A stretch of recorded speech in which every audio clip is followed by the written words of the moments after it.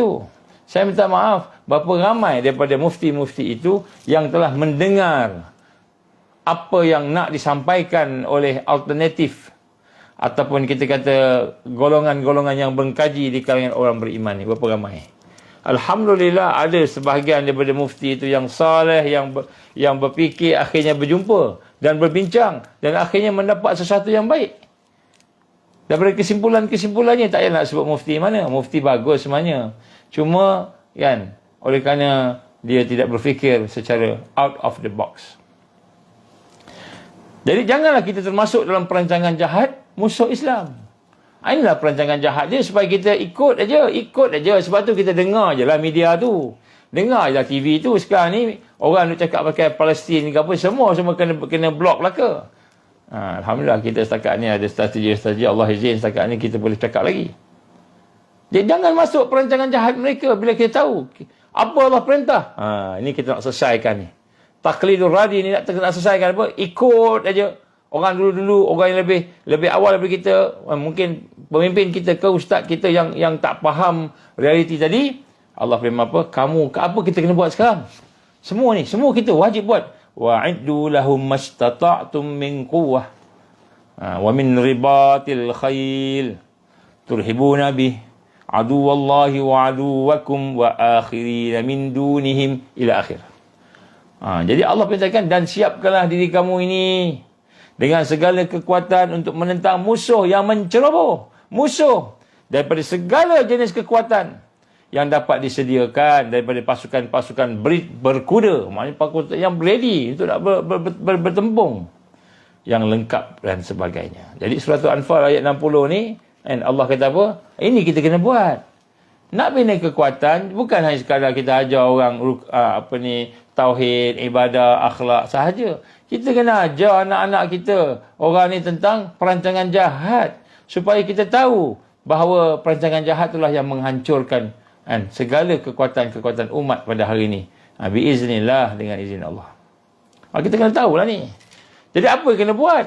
Maka Allah perintah kita. Apa Allah perintah?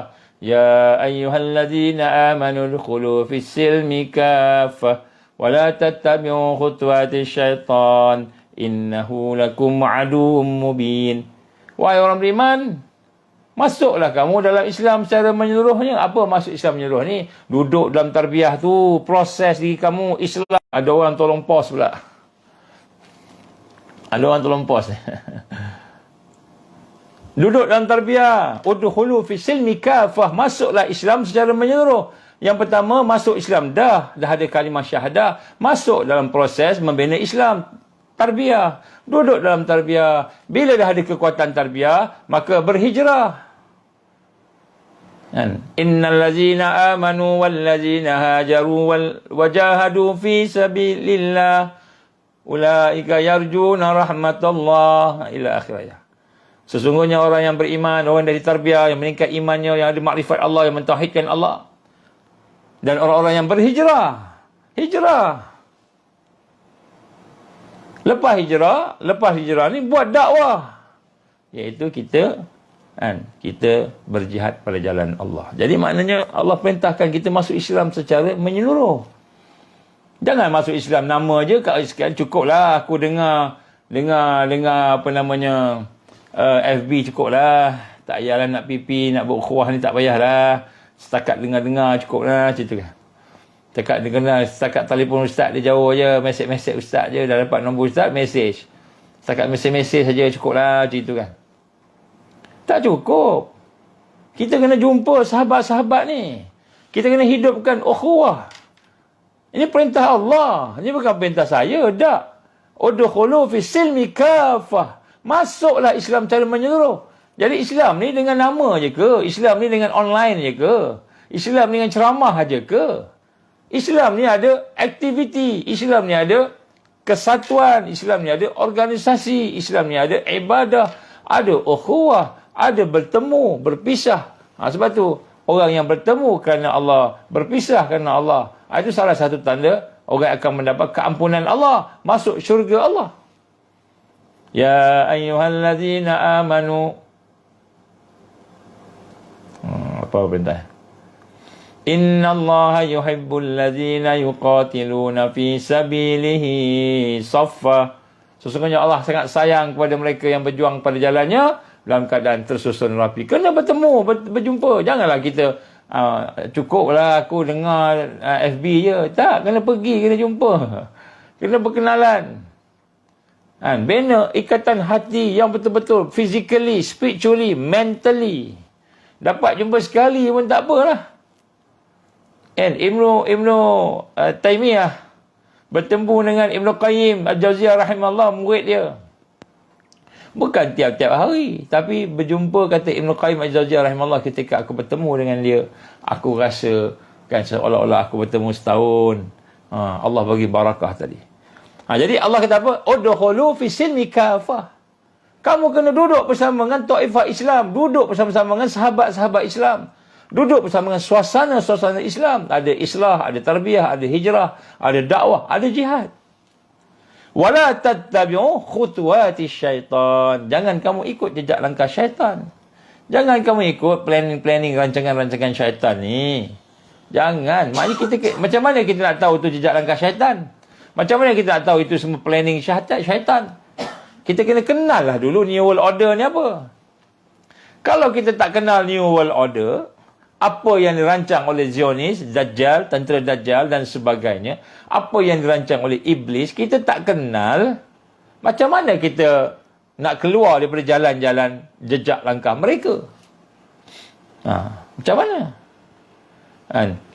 Kita meraihkan Ramadan yang semoga mendapat barakah. Baca ayat lagi. Ya ayyuhallazina amanu kutiba alaikumusiyam kama kutiba alal ladzina min qablikum la'allakum tattaqun. Baca ayat lagi. Wahai orang, kamu puasa sebagaimana telah dipadukan kepada orang sebelumnya. Jadi kita ingat, lepas tu bila time agama lain buat sambutan pula, kita pun sambut, kena sama-sama dengan agama lain kerana Tuhan kita sama, dia kata. Tuhan kita sama, dia kata. Tuhan kita kan sama, Tuhan yang maha berkuasa ni satu je, sama. Maka oleh kerana agama tu menyambut Christmas, kita pun kenalah sambut sama dengan dia.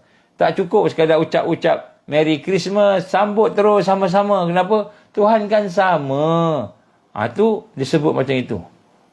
Tiba-tiba kita tanya, siapa Tuhan Kristian? Tuhan Kristian ada 3. Allah, Jesus Christ, dan Ruhul Qudus. Kan? Ada 3 Tuhan dia. Jadi, kita pula, Tuhan kita hanya Allah, la ilaha illallah. Mana yang kata sama tu? Jadi kita tengok hari ni, itu khutuwati syaitan, itu jejak langkah syaitan. Nak suruh kita follow, kita ikut agama lain, sama agama lain ni. Bukan kata kita nak kena bergaduh dengan dia orang. Kita tak ikut ni, maknanya kita bergaduh. Tidak. Bukan kita nak kena bakar kuil dia, bukan. Bukan kita nak kena buat benda jahat kat dia, bukan. Kita nak berbaik-baik dengan dia. Malahan diperintahkan baik. Kenapa perintah baik? Dakwah. Tapi kita tak bolehlah nak sama agama kita dengan agama dia. Lakum dinukum waliyadin. Allah firman dalam surah Al-Kafirun. Bismillah. Jadi macam mana kita nak keluar daripada arus kalau kita tak kenal perancangan jahat dia?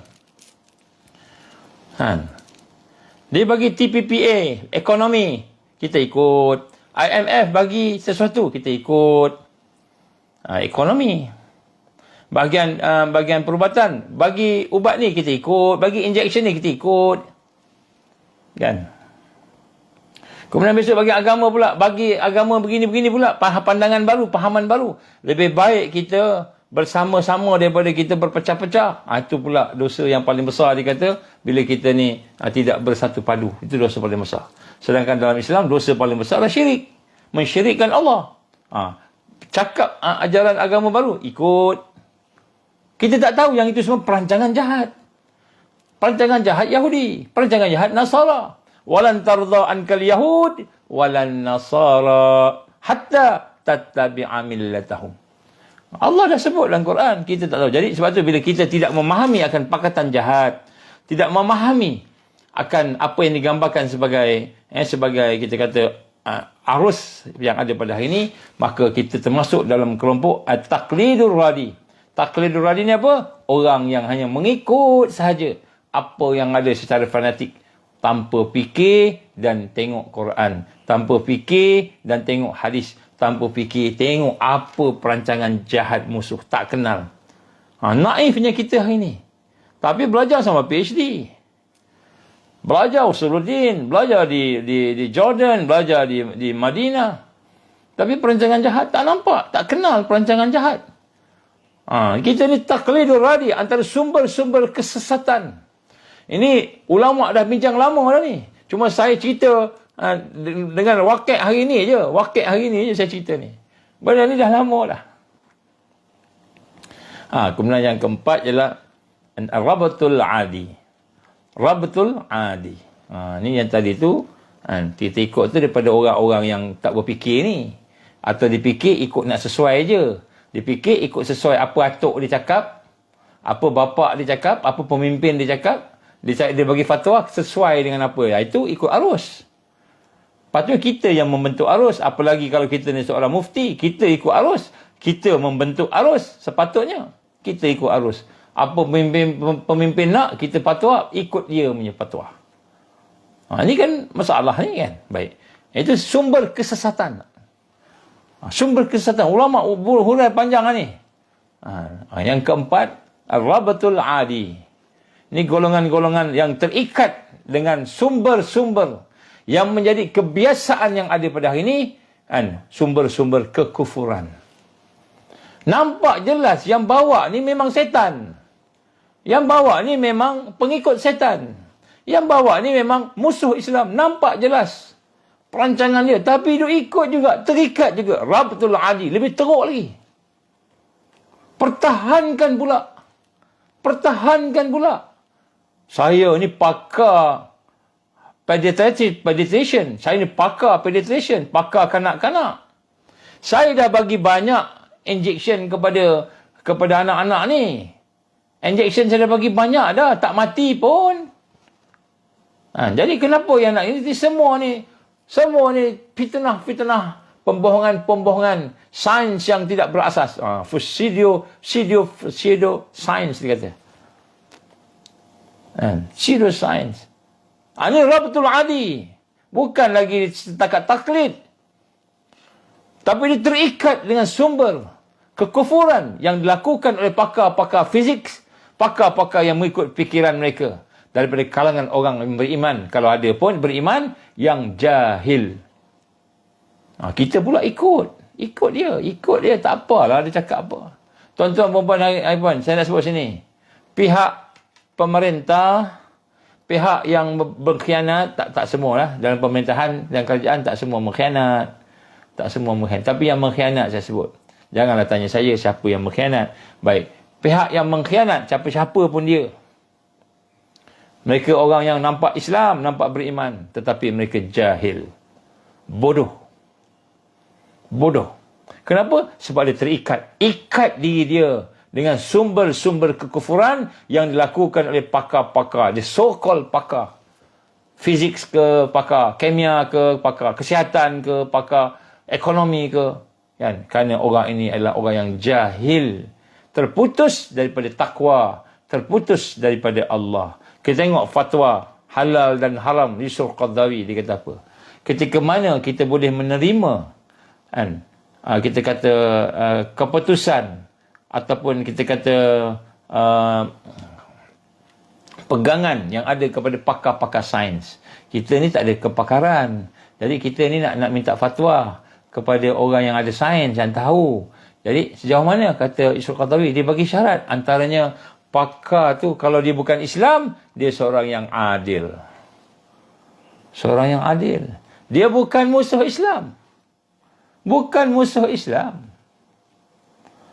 Macam mana nak cari musuh Islam pula? Macam mana kita nak tahu dia musuh Islam? Kajilah. Buatlah kajian. Siapa si Bill Gates tu? Buat kajian. Lah. Siapa Klaus Schwab? Buat kajian apa dia buat? Henry Kissinger dah mati dah. Buat kajian. Siapa Henry Kissinger tu? Siapa murid-murid Henry Kissinger? Buat kajian lah. Kalau dah tak pandai buat kajian, tanya dengan orang yang buat kajian.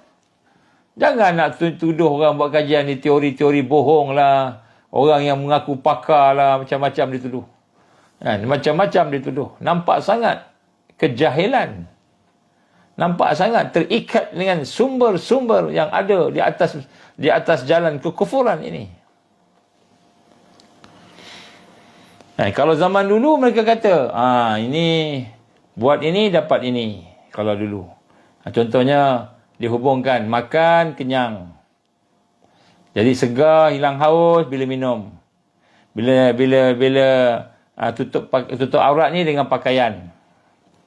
Dulu. Kan?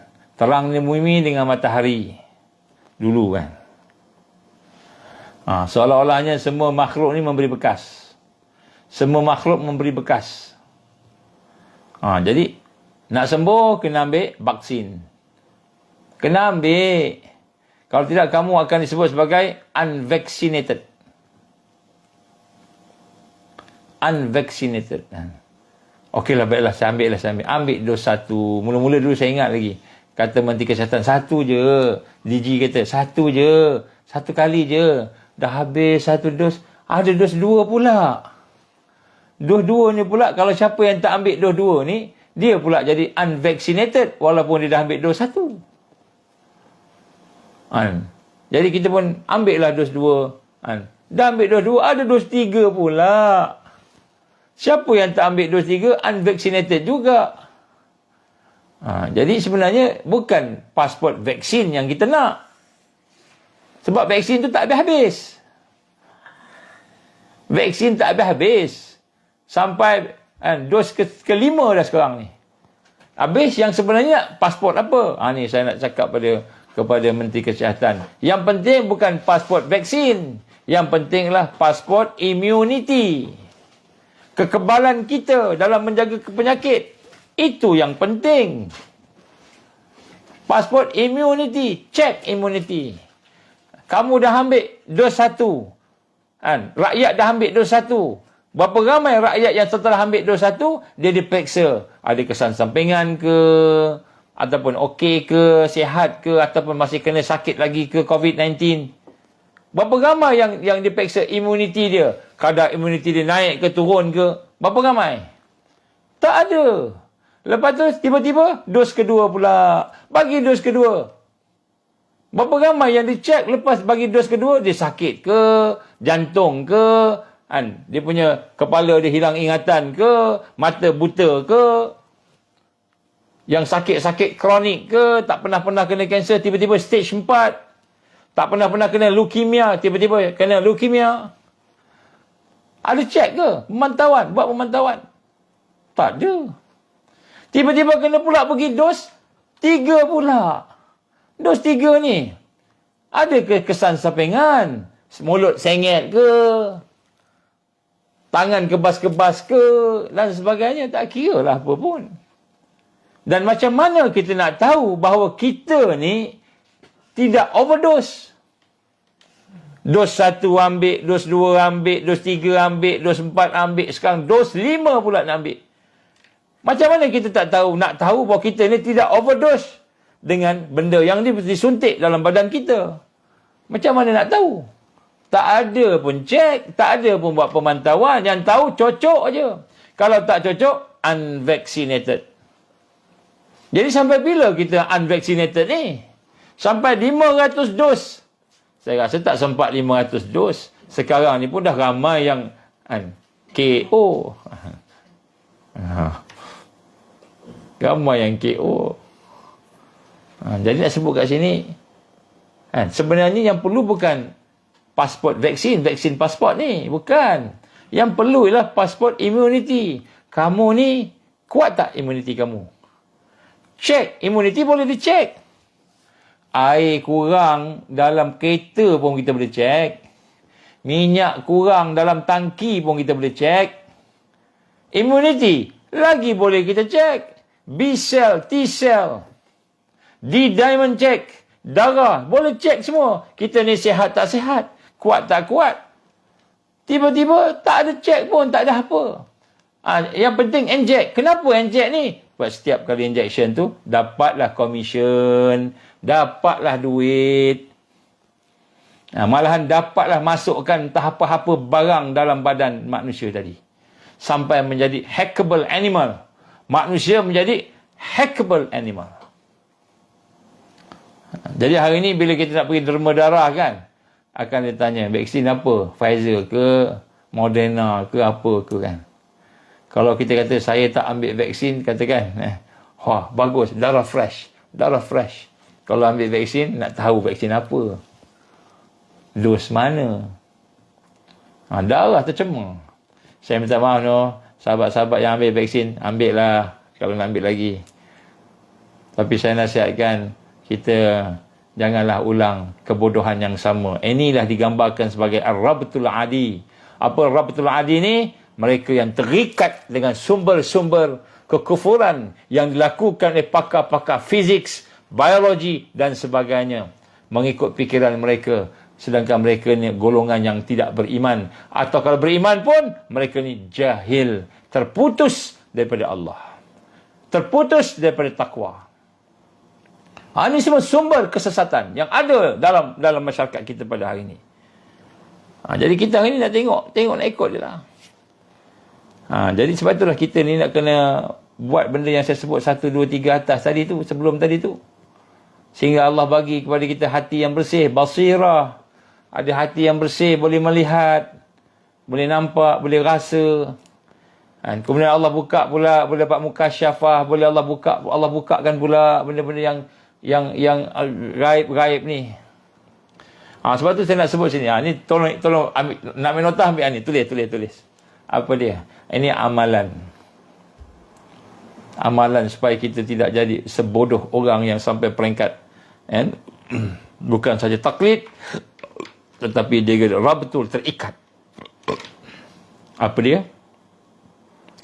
Apabila Rasulullah sallallahu alaihi wasallam mengajar kepada kita di akhir zaman, bacalah surah Al-Kahfi pada hari Jumaat. Ataupun bismillah. Bacalah 10 ayat surah Al-Kahfi. Jadi saya nak cadangkan kepada sekalian tuan-tuan perempuan, sahabat-sahabat. Sebelum keluar rumah, jadikan amalan. InsyaAllah tak akan jadi bodoh macam orang yang ikut Rabtul Adi ni. Terikat dengan sumber-sumber yang kufur. Ataupun taklid. Orang yang taklid tadi. Orang yang taklid tadi. Ikut aja. Ikut je apa. Taklid duradi. Taklid duradi. Jadi apa dia? Bila nak keluar rumah, jadikan satu kebiasaan. Nak keluar rumah tu jangan baca jangan setakat baca bismillahi tawakkaltu 'alallah wala haula wala quwwata illa billahil aliyil azim. Hasbunallahu wa ni'mal wakil dan sebagainya. Jangan setakat tu je. Kalau boleh sebelum keluar rumah, baca surah Al-Kahfi 10 ayat yang pertama. Sebelum keluar rumah. Tiap-tiap kali keluar rumah baca 10 ayat. 10 ayat. Kalau dah hafal yang pertama, baca yang pertama. Kalau tak hafal yang akhir, baca yang akhir. Tak apa. 10 ayat awal atau 10 ayat akhir. Amalan ini telah dilakukan oleh beberapa orang. Alhamdulillah. Dan Allah izin, dia berhadapan dengan berbagai perkara yang mengkonfuskan. Meragukan. Nak memahami, nak mengenali betul tak betul. Ni fatwa ni betul ke? Fatwa ni tak betul ke? Fatwa ada banyak macam fatwa. Tak tahu nak buat macam mana. Baca 10 ayat Suratul Kahfi. 10 ayat yang pertama atau 10 ayat yang terakhir. Nak keluar rumah, baca. Ataupun lepas subuh, baca. Tiap-tiap hari. InsyaAllah, Allah akan selamatkan kita dari menjadi hamba kepada arus yang ada.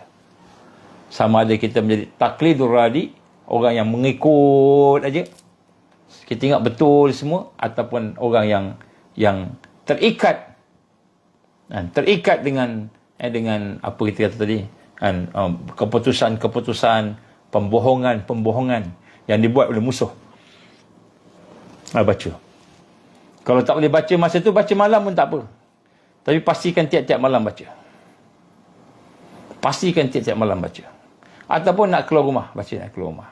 Kalau katakan kita, contohlah, saya minta maaf saya sebut ni. Katakanlah kita orang parti, orang politik lah.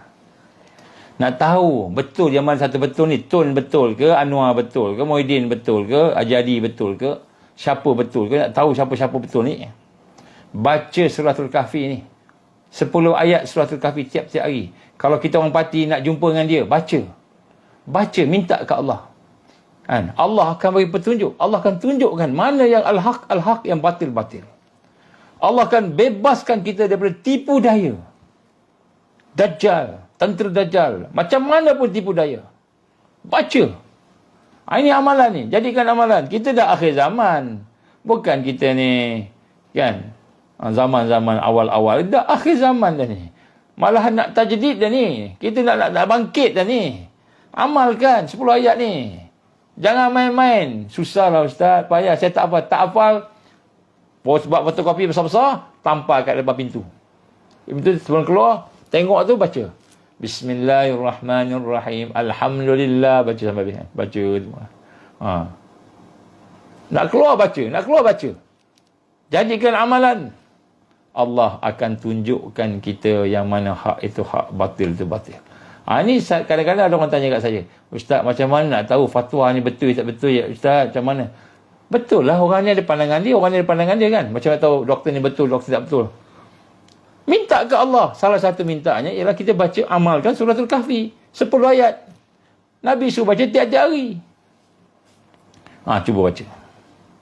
Baik, jadi macam mana kita nak mengelakkan diri dari kita ni dari sudut tindakan daripada menjadi orang yang ar-rabtul adi ni, sumber kesesatan, orang terikat dengan sumber-sumber kufur yang ada. Macam mana?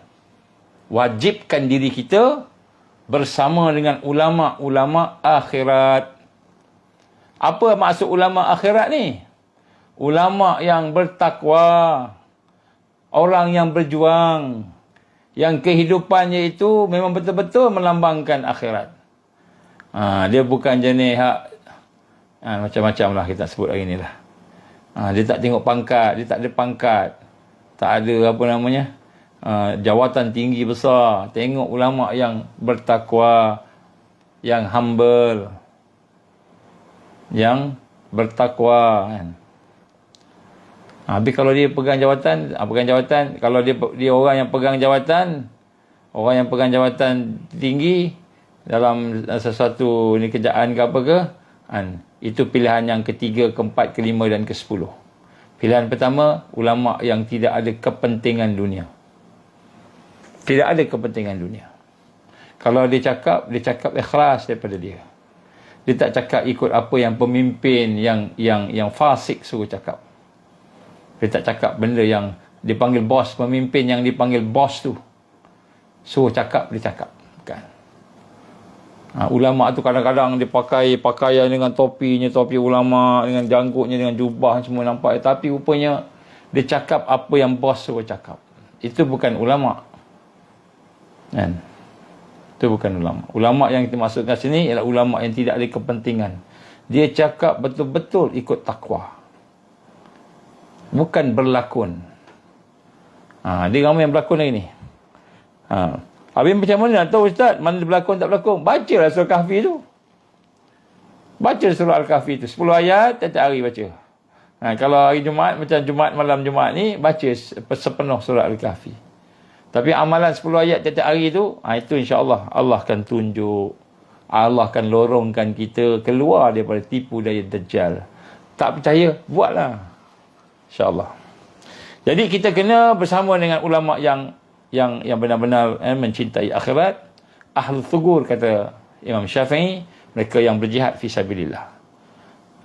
Kita kena berukhuwah dengan orang yang soleh. Sebab tu saya kata ukhuwah penting. Kita kena berukhuwah.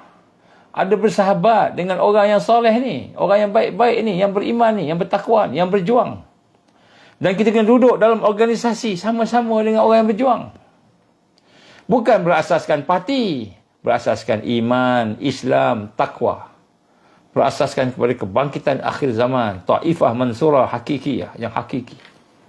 Berasaskan pada ilmu dan sakafah. Sakafah pula apa? Ilmu apa? Yang syarak dan yang waqi', yang faham syarak dan waqi'. Janganlah kita hanya faham syarak aja. Kita ikut aja. Apa dia? Tarikat. Tapi tarikat ni tak ikut, tak faham waqi'. Tak faham waqi'. Akhirnya dia ikut arus. Dia ikut arus. Jadi kita kena hati-hatilah. Bukan saya kata tarikat tak betul. Tak, tarikat bagus, insya-Allah. Tarikat ni salah satu daripada perkara yang penting di akhir zaman. Wajib kita bersama dengan jalan-jalan untuk mendekatkan diri dengan Allah. Wajib. Bukan sunat-sunat ni. Tetapi kena ada waqi', kena faham waqi' supaya kita tidak lara dengan amalan fardi kita. Dia ada amal jama'i dia ada amal haraki. Kita kena bangkitkan Islam. Kita bukan hanya sekadar semayang puasa untuk diri kita aja.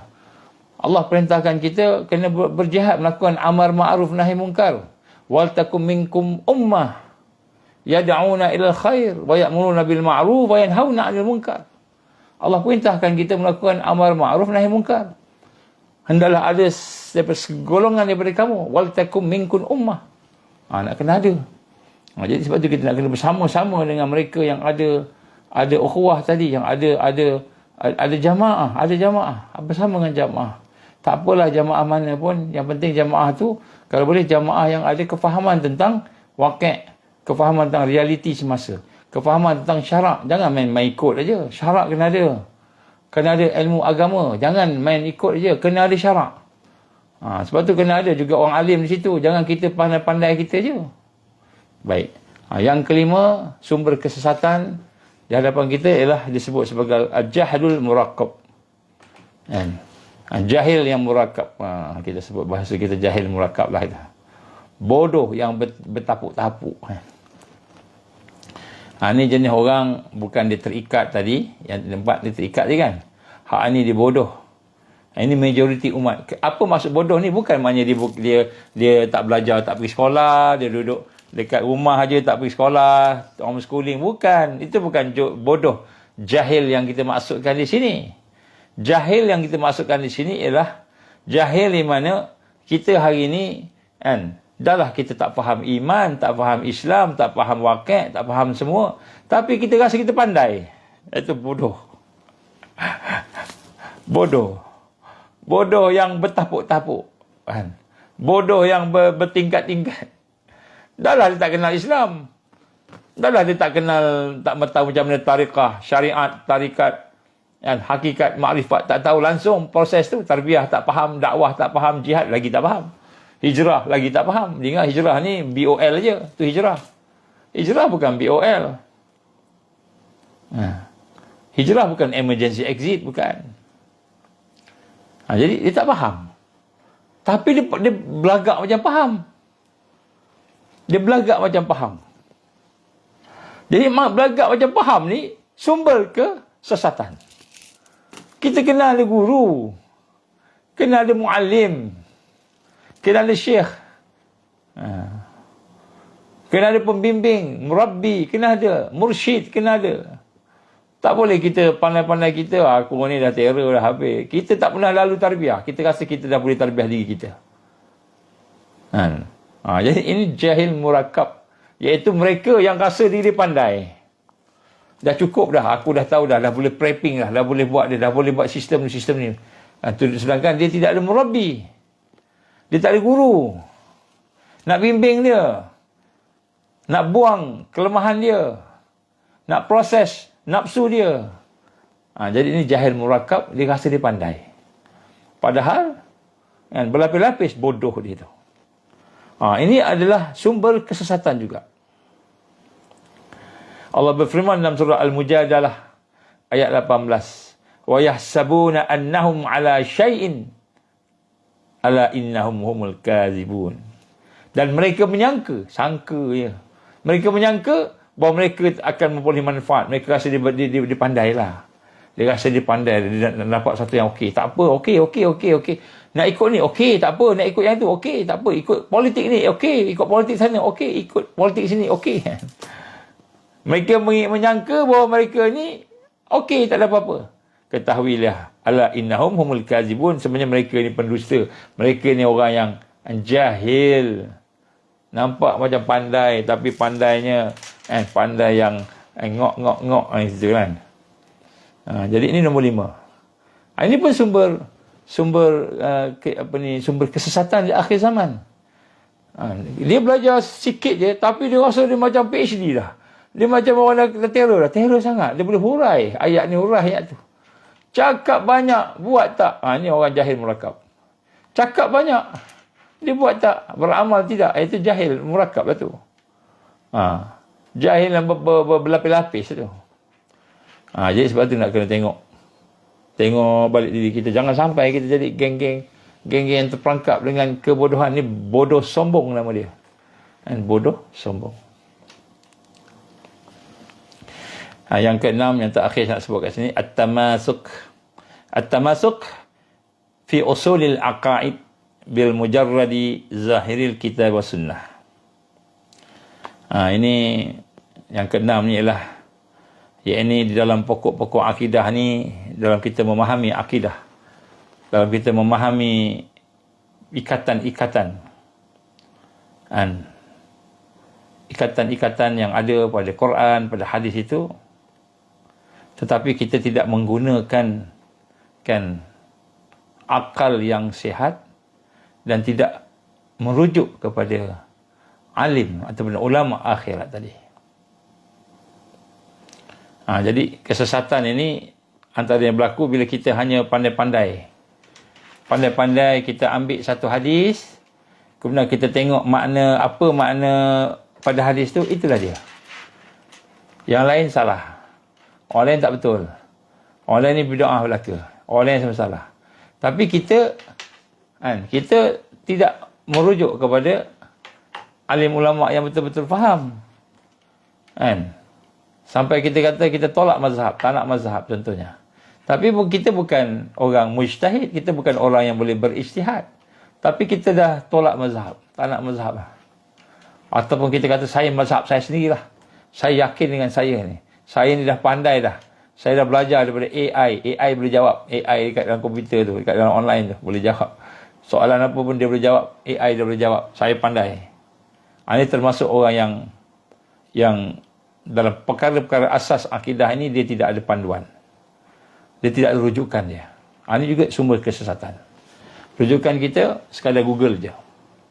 Kita tak ada guru yang boleh membantu kita, memahamkan kita. Kita kata, okey, kita nak mentauhidkan Allah. Macam mana nak mentauhidkan Allah? Apa rukun-rukun syahadah? Kalau saya tanya tuan-tuan, apa rukun syahadah? Rukun syahadah apa kalian kita tak tahu? Macam mana kita kata syahadah kita ni, sempurna? Allah pasti terima syahadah kita. Rukun syahadah pun kita tak tahu. Kan? Jadi rukun tarbiyah. Apa rukun tarbiyah? Rukun tarbiyah pun kita tak tahu. Macam mana kita nak kata kita ni mentarbiyah diri kita? Kita dah okey dah baca Quran, tapi rukun tarbiyah pun kita tak tahu. Benda yang patut ada dalam hidup kita ni. Tarbiyah, arkanul tarbiyah. Kita tak tahu apa rukun tarbiyah. Kita tak tahu apa rukun syahadah. Kita tidak tahu apa perkara yang membatalkan syahadah. Contoh, kita buat benda okey, nampak okey, rupanya batal syahadah kita. Wa yazbillah min zalik. Kan? Orang baca doa, imam baca doa, kita amin, amin. Tiba-tiba padri baca doa, kita pun amin juga. Tak pasal-pasal, batal syahadah kita. Apa perkara yang membatalkan syahadah kita ni? Kita boleh mengaminkan padri itu baca doa. Padri itu orang Melayu. Orang Melayu murtad masuk Kristian. Dia baca doa, kita pun amin. Tuhan dia dah tak sama dengan Tuhan kita. Dia dah mensyirikkan Allah, Trinity. Kita pula mentauhidkan Allah. Kita mengaminkan, kita menerima dia, Tuhan dia tu kita terima, kita aminkan tadi. Seolah Tuhan itu boleh menjawab doa, boleh memperkenankan doa. Syirik kita. Silap-silap, murtad. Batal syahadah. Kerana mengucap, lu kena mengucap lagi sekali. Kita tak ada guru yang kita nak rujuk. Kita kata mentauhidkan af'al Allah. Apa maksud mengesahkan af'al Allah ni, perbuatan Allah ni? Apa maksud mengesahkan sifat Allah ni? Apa maksud mengesahkan zat Allah? Bolehkah kita nampak zat Allah ni? Apa maksud mengesahkan zat Allah ni? Tak ada guru. Kita nak belajar. Jangan tanya Google. Tanya AI. AI pun tak boleh jawab sebab dia pun tak ada Tuhan.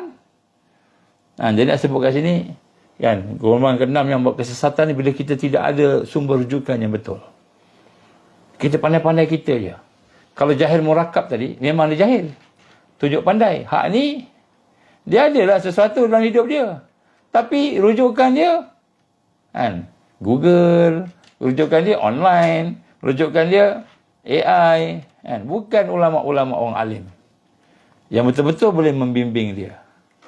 Mursyid yang boleh membimbing dia. Ataupun murabbi yang boleh membimbing dia. Guru yang boleh membimbing dia. Jadi, ini yang kelima, yang keenam ini adalah antara sumber-sumber kesesatan. Kenapa dia berperasaan begitu, berasa begitu? Dia rasa okey sebab sains. Aku dah belajar sampai universiti. Aku dah faham dah matematik, aku dah faham sains, biologi, fizik, aku dah faham sastra, aku dah faham ekonomi, aku dah faham semua. Jadi kita rasa kita dah faham dah. Kita dah tahu dah. Jadi kalau ustaz-ustaz ni nampak lekeh. Alah murabbi ni, alah apa namanya mursyid ni, alah tuan guru ni lekeh. Tuan guru ni belajar dekat pondok je agaknya, ataupun tuan guru ni belajar dekat sekolah kampung aja. Aku pergi luar negara contohnya. Yang keenam ni sebenarnya yang paling bahaya. Kerana di dalamnya ada ujub, dalamnya ada riak, dan dalamnya ada takbur. Jadi bila ada ujub, riak dan takbur ni, apa pun amalan kita, dia tidak ada barakah. Kalau nampak baik amalan tersebut, nampak baik kan, nampak elok, tapi sebenarnya adalah istidraj. Kerana kita buat benda nampak nikmat, buat jadi, buat doa makbul, buat jadi. So kita rasa kita pandai, kita rasa kita hebat. Rupanya istidraj daripada Allah Subhanahu wa ta'ala. Allah memberikan kelanjuran, beri nikmat dalam rangka Allah nak menghancurkan kita sebab ujub kita tadi. Sebab takbur kita tadi, sebab kita ada riak tadi. Jadi benda-benda ni. Jadi sebab tu kita kena berada dalam tarbiyah. Jadi yang keenam ni banyak golongan-golongan yang daripada hari ni rasa diri dah pandai dah. Sebab tu dia boleh bid'ahkan orang. Dia boleh sesatkan orang. Dia kata orang ni sesat, orang ni bid'ah, orang ni kafir. Kenapa? Kerana dia rasa dia dah okey. Sedangkan dia tak ada guru. Adab pun tak ada, akhlak pun tak ada. Kalau kita tengok dalam tarbiyah kan, dalam tarbiyah, halus tarbiyah yang cakap halus. Dia bukan kita cakap macam tu je. Tak. Tarbiyah ni dia satu yang menyentuh hati. Satu yang menyentuh hati. Membina kekuatan akhlak dan adab. Kita boleh semayang, boleh puasa, kita boleh baca Quran. Tapi adab akhlak belum tahu. Melainkan ada sentuhan-sentuhan daripada murabbi. Ataupun ada sentuhan-sentuhan daripada orang-orang yang telah menjadi contoh kepada kita dalam kehidupan dia. Jadi sebab tu hari ni kita tengok hari ni yang keenam ni nampak macam tak apalah, okey lah. Boleh lah, dari ilmu cukup lah. Saya dah boleh faham bahasa Arab, saya dah boleh cakap semua. Rupanya tak cukup. Kena ada apa? Kena ada juga orang yang boleh menasihat kita, menegur kita. Sebab tu kita tengok kenapa Allah SWT mewajibkan kita. Maknanya orang Islam ni kena dengar nasihat. Sampai pergi khutbah, kena dengar khutbah. Kenapa? Kadang-kadang khutbah yang kita dengar tu dah tahu dah. Tapi kena dengar juga. Kenapa? Kerana fazakir inna zikra tanfa'ul mu'minin. Maka berilah peringatan. Kerana sungguhnya peringatan itu baik bagi orang yang ada yakin, ada iman kepada Allah. Jadi ini nak sebut kat sini pada malam ni. Ada 6 perkara yang sebenarnya ada pada sains yang ada pada hari ini, education yang ada pada hari ini, yang sebenarnya merupakan sumber-sumber kesesatan. Sebab tu kita bukan kata sains ni tak betul. Bukan. Kita tak cakap macam tu. Sains ni suatu yang bagus dan boleh memberi manfaat kepada kita. Tetapi mestilah dengan ikatan akidah, iman tadi, Islam tadi, kan, kita pula terikat dengan suasana mengenal Allah, suasana kita takarub dengan Allah. Barulah sains tu jadi suatu yang manfaat. Tapi kalau sains itu menjadi sesuatu yang menjadikan kita ni lebih tinggi lagi rasa, lebih aku lagi, keakuan, kita rasa aku yang kuat, aku yang pandai sebagainya tadi, malahan kita ikut pula sumber-sumber daripada musuh-musuh Islam tadi, maka sains menjadi sumber yang menyesatkan. Dan lebih berat lagi, sains adalah sesuatu yang boleh membawa kepada kelalaian dan sihir. sekiranya dia diasaskan pula oleh iblis. Kalau iblis yang buat tu memang dia ada sihir. InsyaAllah mungkin kita akan sambung lah pada masa akan datang mengenai sihir ni. Kita akan bincang lebih detail lagi lah. Jadi saya pesan, saya dah bagi assignment lah ni. Assignment untuk kita buat kan. Pastikan kalau nak jadi orang yang tidak ikut arus, orang yang tak terikat dengan kebodohan, orang tak jadi orang jahil murakab, orang tak jadi orang yang sombong bodoh, orang yang sombong, yang ujub, yang teriak takbur dan sebagainya tadi. Setiap hari nak keluar rumah, paling kurang nak keluar rumah, bacalah 10 ayat daripada ayatul kahfi, suratul kahfi. Baca 10 ayat. Ayat yang pertama 10 atau ayat yang terakhir 10. 10 ayat terakhir. Bacalah tiap-tiap hari.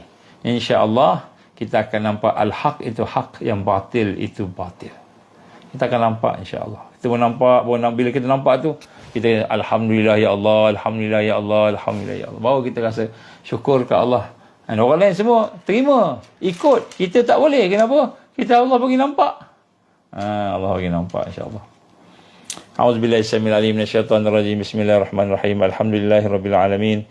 Wassalatu wassalamu ala asyrafil anbiya'i wal mursalin wa ala alihi wa sahbihi ajma'in. Allahumma innaka ta'lamu anna hadhil qulub qad istamat ala mahabbatik wa altaqat ala ta'atik wa tawahadat ala da'watik wa ta'ahadat ala nusrati syari'atik fawatik Allahumma rabitataha wa adimuddaha wahdiha subulaha wa amla'aha binurika alladhi la yakhbu wa syarah suduraha bifaidil iman bik wa jamilit tawakkuli alaik wa ahyiha bima'rifatik wa amita nasyati fi sabilik ya Allah innaka ni'mal maula wa ni'mal nasir. Allahumma ya muqallibal qulub tsabbit qulubana ala dinik wa ala ta'atik wa ala jihad fi sabilik la ilaha illa anta subhanaka inna kunna minaz zalimin. Rabbana atimim lana nurana waghfir lana innaka ala kulli syai'in qadir. Rabbana atina fid dunya hasanah wa fil akhirati hasanah wa qina azaban nar. Wa sallallahu alaihi wasallam Muhammad wa ala alihi wa sahbihi baraka wasallam walhamdulillahi rabbil alamin. Jadi insyaAllah pada hari Sabtu ni ada satu seminar Al-Iman wal-Ukhuwah Lillah Fillah 20 hari bulan di Limbunan Kasih. Siapa yang ada ke lapangan jemput sekali lah. Kalau dah selalu dengar-dengar ni maknanya dah ada kefahaman, dah selalu dengar kuliah FB ni kan. InsyaAllah jemput hadirlah pukul 9 pagi. Percuma tak ada bayar apa-apa, cuma datanglah dengan hati untuk menerima perbincangan. So tajuknya sekitar Al-Iman wal-Ukhuwah Lillah Fillah. Bagaimana kita nak sama-sama menjadikan ukhuwah kita tu betul-betul mantap sebagai solusi akhir zaman insya-Allah. Subhanakallahumma wa bihamdika asyhadu an la ilaha illa anta astaghfiruka wa atubu ilaik. Bismillahirrahmanirrahim. Wal 'asr innal insana lafi khusr illa allazina amanu wa 'amilus solihat wa tawasaw bil haqqi wa tawasaw bis sabr. Wabillahi taufiq wal hidayah. Assalamualaikum warahmatullahi wabarakatuh.